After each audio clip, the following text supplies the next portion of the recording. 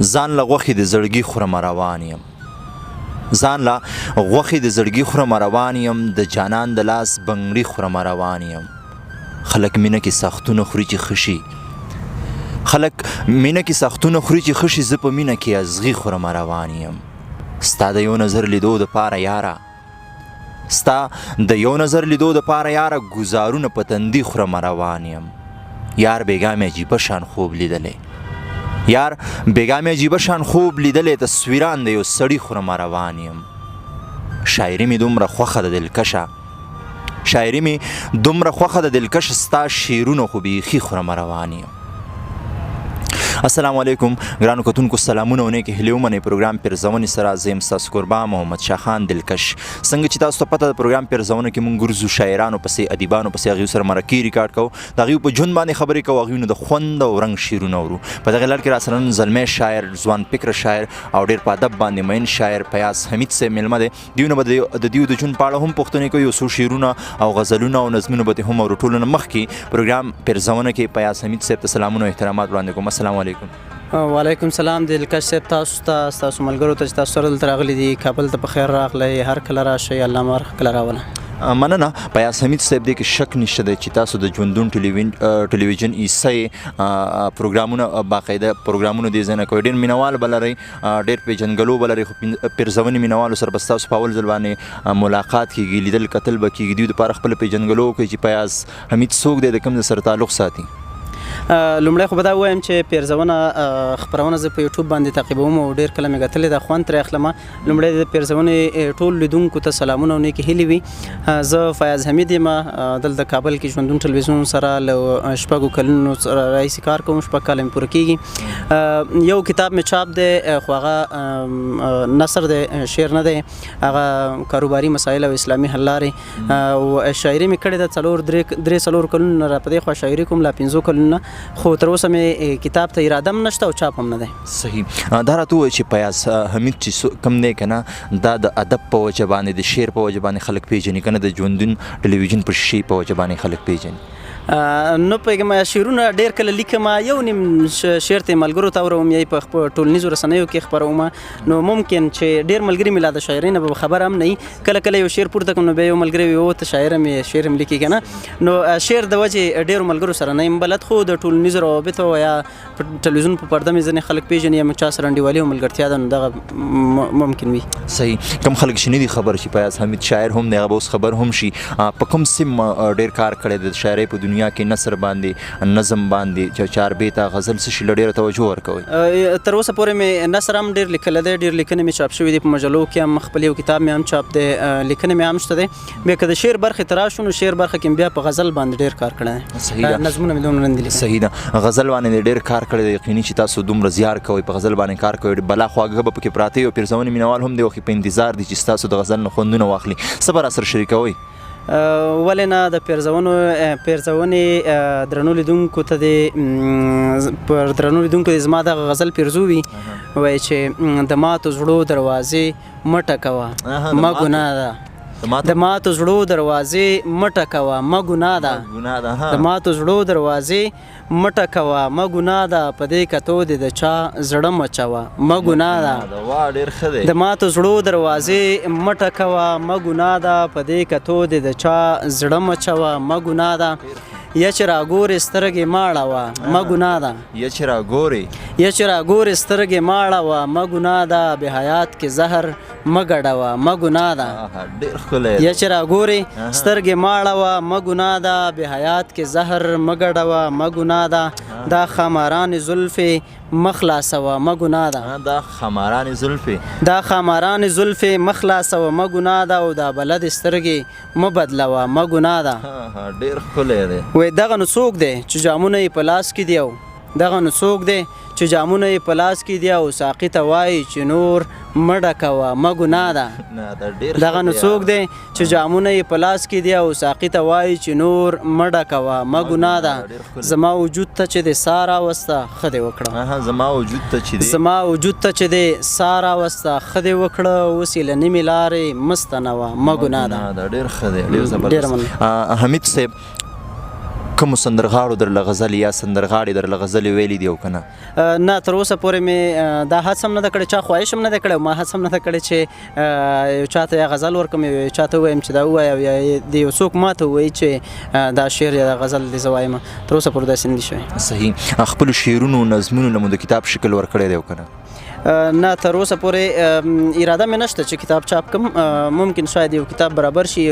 سل یو سل شل صفحو پورې، خو تر اوسه پورې مې اراده نشته ده چې کتاب دې چاپ کړم له خپلې شاعرۍ نه. صحیح. د شاعرۍ زده کړې مو د چا نه کړي دي؟ استاد مو څوک شته او که نه؟ داسې استاد مې نشته دی چې څوک دې ما ته لارښوونه وکړي چې غزل داسې لیکل کېږي، نظم داسې لیکل کېږي، ردیف دا دی، قافیه دا ده، وزن دا دی، سیلابونه دا دي. داسې استاد مې نشته دی چې فیس ټو فیس هغه د پېښوریانو ملګرو په اصطلاح دې ما ته لارښوونه وکړي. خو مطالعه مې کړې ده، ځینې کتابونه مې لوستي دي. بیا چې کوم ځای کې یو کوم تخنیکي مسله کې بند راشم، بیا ډېر ملګري مې ادیبان او شاعران شته دي، هغوی ته میسج کوم چې دا مسله څنګه ده، هغوی راته بیا لارښوونه کوي. صحیح. مخ په وړاندې د اورو مینوال به ورکېدو ته نه پرې نور به راسره شریکوئ؟ ولې نه، تازه یو څو ورځې مخکې مې یو غزل لیکلی و، یو بل ملګري سره مې هم شریک کړی و، تاسو سره هم شریکوم، بیا به یو نوی غزل هم درکړم. وایي زه سلامت هم زه ملامت هم. زه سلامت هم زه سلامت هم زه ملامت هم، ته ملامت هم ته سلامت هم. ډېر ښه دی. بیا وایي دا شعر. زه سلامت هم زه ملامت هم، ته ملامت هم ته سلامت هم، مخ اړول هم او راکتل هم. مخ اړول هم او راکتل هم، څه جهالت هم څه انسانیت هم. ډېر ښکلی دی. مخ اړول هم او راکتل هم، څه جهالت هم څه انسانیت هم، مورکۍ مې ښکل کړه اوس درته راغلم. مورکۍ مې ښکل کړه اوس درته راغلم، لږ عبادت هم لږ محبت هم. دا شعر بیا وایي. مورکۍ مې ښکل کړه اوس درته راغلم، لږ عبادت هم لږ محبت هم، یو لور ته هورې بل لور ته بورې. یو لور ته هورې بل لور ته بورې، نن شهادت هم نن قیامت هم. دا شعر بیا ووایه. یو لور ته هورې بل لور ته بورې، نن شهادت هم نن قیامت هم، سترګې دې رپي زلفې دې خوري. سترګې دې رپي زلفې دې خوري، زړه مې راحت هم او ناراحت هم. زړه مې راحت هم او ناراحت هم، سترګې مې ګوره پکې به ښکاري، زما امانت هم ستا خیانت هم. بیا وایي دا شعر. سترګې دې رپي زلفې دې خوري، زړه مې راحت هم او ناراحت هم، سترګې مې ګوره پکې به ښکاري، زما امانت هم ستا خیانت هم. پیاز حمید صاحب تقریبا چې 2 غزلې دې موږ سره شریکې کړي او ستا په 2 غزلو کې ستا تخلص نشته یا ستا د نوم ذکر نه دی شوی، وجه څه ده؟ بالکل دا پوښتنه رانه تېر ځل مې چې چا سره مرکه کوله، هغې ملګري هم رانه وکړله وایي چې خپل نوم پکې یا تخلص پکې نه اخلي.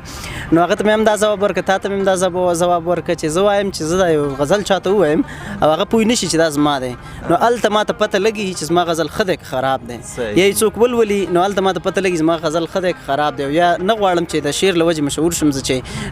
فیاض ښه شاعر دی، بلکې زما شعر که خلک خوښ کړي دا ما ته خوند راکوي، په دې پوه نه شي چې دا شعر د چا دی، خو چې خوښ کړي چې دا ښه شعر دی نو دغه ما ته خوند راکوي. صحیح. شاعرۍ دنیا ته راتلو څه وجه ده؟ عشق مو کړی دی یا څه بله څه مسله وه چې په شعر لیکلو باندې مجبوره شوئ؟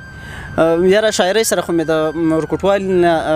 مینه وه او خوښېدل مې شعرونه او شاعري، خو هڅه مې کله نه وه کړې چې زه د شعر ولیکم، بلکې د ښو شاعرانو ښه شعرونو به راله خوند راکوو. هغه به مې دې ته نه کتل چې دا شعر د چا دی، خو چې بس ښه شعر به و هغه ما ته خوند راکوه، لوسته به مې. بیا داسې وشو چې په 2014 کال کې فکر کوم چې ما لومړی غزل ولیکه، هغه 2 بیتونه درته اوس هم یاد دي. نو هغه وخت کې لومړی بس الهام راغی او یو شی ومې لیکه، ښه خراب خو بس ومې لیکه، بس هغې نه وروسته به کله کله به یو غزل لیکنو به دغه ځای ته راورسېدم. صحیح. تاسو د خبرو کې د نظم هم ذکر وکړو، نظم را سره شریک چې مینوال دې خوندونه واخلي.